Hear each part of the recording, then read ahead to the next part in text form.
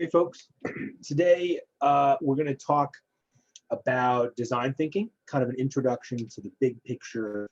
What is design thinking? How does it work? Where does it come from? How can it be applied? Kind of an overview of the various components of the framework. And so this will be a companion video to the first reading assignment from our Designing for Growth video. Hopefully you can see my screen here. And I've accessed the video, or the reading rather, from here from our course page. And I've simply clicked this link to get to this reading, Designing for Growth. And so I've also incorporated some extra materials in this presentation. And so once again, this is sort of a discussion of the ideas. That'll be a requirement, and will also include an introduction to your first journal assignment. Okay, so basically one of the big points is that there are many ways to do design thinking. We're using primarily a book which focuses on a 4-phase framework for doing design thinking. What is, what if, what wows, and what works. And these are posed as questions. The textbook also associates 10 different tools with the process to try to really make things approachable. It's very business school or corporate sounding. It's really designed for people working in a corporate environment. There's many ways to do design thinking. I'm also going to touch on another framework we're going to often reference. This is from the Stanford what they call the D school, or design school, and much of the ideas of design thinking really emerged out of innovation groups at Stanford, although it's been repurposed and spread broadly. And so we often use the phrase like empathize to describe the what is phase, and a lot of these are parallel, but also sometimes there's little adjustments. So for this course, you need to be able to use both terms. You need to be able to kind of understand broadly where we're at in the framework. And one of the big ideas from learning and practicing design thinking is that not everybody consciously runs design thinking. So your project might, when you get into a workplace, or maybe you are a worker now, or an employee, or you're an entrepreneur, wherever you're at, you're working on complex problems, you might be able to bring to the table elements or ideas from design thinking without everybody saying, okay, stop and pause and let's run design thinking. So design thinking happens and has been happening in a lot of ways forever. There's ideas from this that creatives and innovators and problem solvers have always been doing. But putting it together as a framework is sort of a step-by-step, almost foolproof way of finding solutions is kind of what the big framework is about. But there's tools you can pick up and apply more discreetly in multiple places. And so learning the language and studying the framework is going to help you navigate when and how to use it. Not everybody's going to be versed in how to do this sort of stuff. Now, you might find yourself on a team that is good with design thinking, or maybe you yourself will lead a team or teach a team how to use design thinking. And you'll find throughout this course, it's really not rocket science, but it does take practice like any skill. And so let's get into this a little bit. The visualization here is nice because it shows this sort of roller coaster effect of studying kind of the reality of a situation. It shows this sort of narrow band, this focus on what is the current situation, what is reality in the what is phase. And then it flares open. We really try to widen the lens to offer what we call divergent thinking. That is, to think outside of the box is sort of a way this is commonly expressed. Think outside of the norm for ways in which we can address that problem or that situation. And so we try to just sort of brainstorm wildly here in the what if phase. And then we try to converge back down to say, well, of all those ideas, what really wows here in this phase? And then finally, we bring things to market. We invite customers or stakeholders or people who are forward-facing with our product, and we figure out what really works well. Now, it's not always linear like this. Oftentimes, we find ourselves going back and forward and all over the place. But in general, or perhaps in an ideal situation, it might flow in this fashion. And so this model from the University of Virginia really follows with these 4 questions.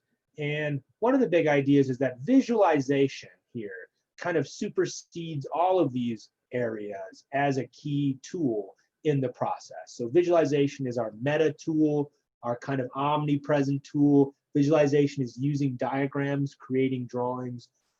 My co-instructor, Christopher Ryan, has a submodule after this where you will begin visualization. And so this assignment or this content will snap in with visualization. A little more on what is. So what is that first phase? And this is really the addressing reality. This is assessing what is the current situation. And a lot of this has to do with data gathering and analyzing. This is where you're doing kind of a literature review if you're thinking about things in terms of science. This is where you're collecting reports. This is where you're, maybe you're doing interviews, you're doing observations of customers. You're trying to get what we call proximity to the problem. Now, we also don't want to frame the problem too narrowly. This is a common misstep, which really quickly boxes out innovative or creative solutions in terms of kind of using the old way of thinking about a problem. So the example here is with a product. And again, this course, design thinking isn't just about products. Although, I myself run a company where we develop a product, or I developed a product. This could also be done in nonprofit, in healthcare, service, all kinds of ways of using design thinking. P&G was they were continually looking at ways of developing new soaps and thinking that customers really wanted new soaps. And after studying people at home for a while, what they found was they were really looking for cleanliness. They were looking for ways of keeping things clean. And in fact, they developed this idea of the Swiffer, wildly successful, incredibly inexpensive tool to replace and actually grow the marketplace for mops. And so this sort of does very quickly the work that, a mop, setting up a mop might take more time, more energy, might be sort of, people kind of shy away from getting a mop on. But doing a Swiffer is something they can quickly do to certainly sell more product, more soap, have more presence in homes. And so this innovation came from studying customers, interviewing them, and understanding their basic needs, which was not more soap, but in fact, hygiene. And so they readdressed the mop to create, a massive product, $100 million product here. So the clues to growth line, the dissatisfaction with the present. And customers don't always know that they have perhaps a dissatisfaction. It's up to us to really kind of analyze, understand, appreciate, and in a word, empathize. What is the reality for these people? What are the problems they face? And again, many of these are underlying, or they're not aware they have these problems. Sometimes they do. And there's, another, besides P&G, we could talk about Pfizer. Very familiar today with Pfizer in terms of developing the coronavirus vaccine. Major product for Pfizer is, of course, Nicorette, product used to address a nicotine addiction, smoking addiction. And the tools that they utilize, of course, and we're going to talk about in this course, are journey mapping, value chain analysis, and mind mapping. Pfizer was looking for a way of expanding Nicorette, and it was sort of plateauing, wasn't being that effective. And they really started trying to understand their customers. And so they looked at young customers in London, and they found quickly that they weren't looking for a sort of a pill to swallow to solve a kind of chemical addiction, but they're more looking for a way to kind of help their lifestyle of choosing when to smoke, choosing not when to smoke.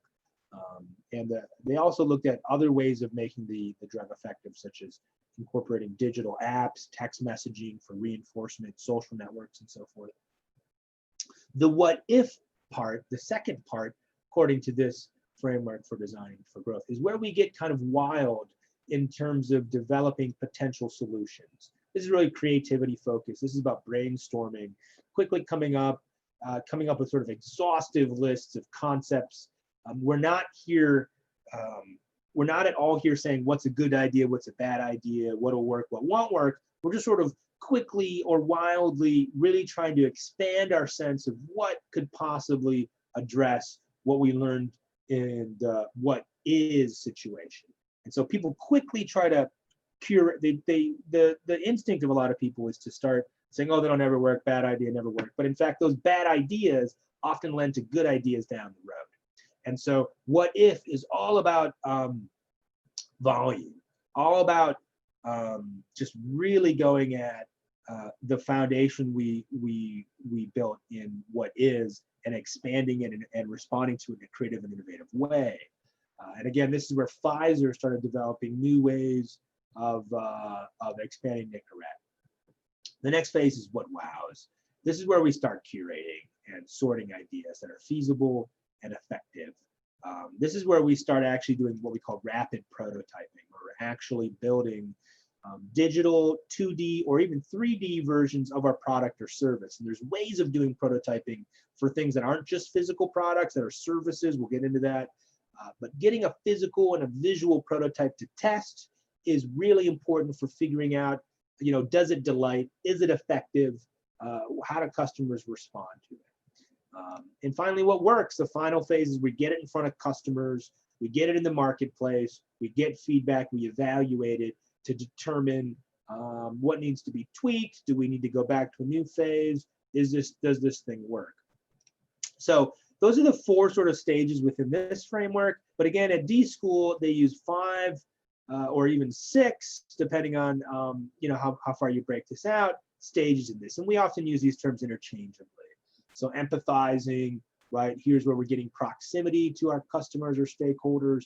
Define is where we've combined these two into what is. This is where we sort of define what the problem is. We express what it is after what we've learned. And they've combined these two as well, in which we ideate. We're rapidly brainstorming and so forth. Then we're building prototypes of those.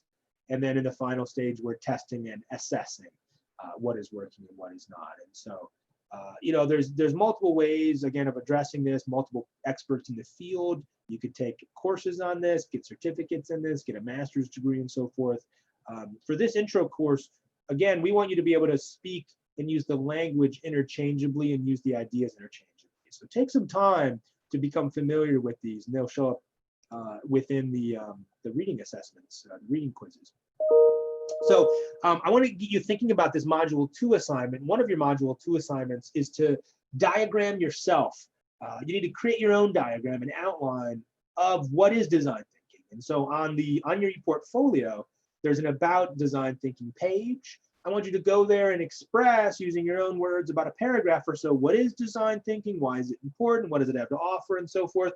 And then create some sort of visualization of the framework. And so you might create your own sort of map. You might combine this one and that one. You might focus more on recreating this one and adding some more texture or detail, maybe adding some doodles here and there, or maybe you focus more on this and you want to expand it or innovate a little bit on it. And so that is your assignment essentially for this segment. You're going to first want to complete the module on visualization later in this, the submodule on visualization later in module 2. Do that first and then come back to this. And finally, you're going to post and publish it and then visit at least 3 of your classmates' e-portfolios and leave a comment about their design thinking section. So go and visit and leave a comment, and you'll see comments coming on your page as well. So that is it for this brief overview of Reading 1. Thank you.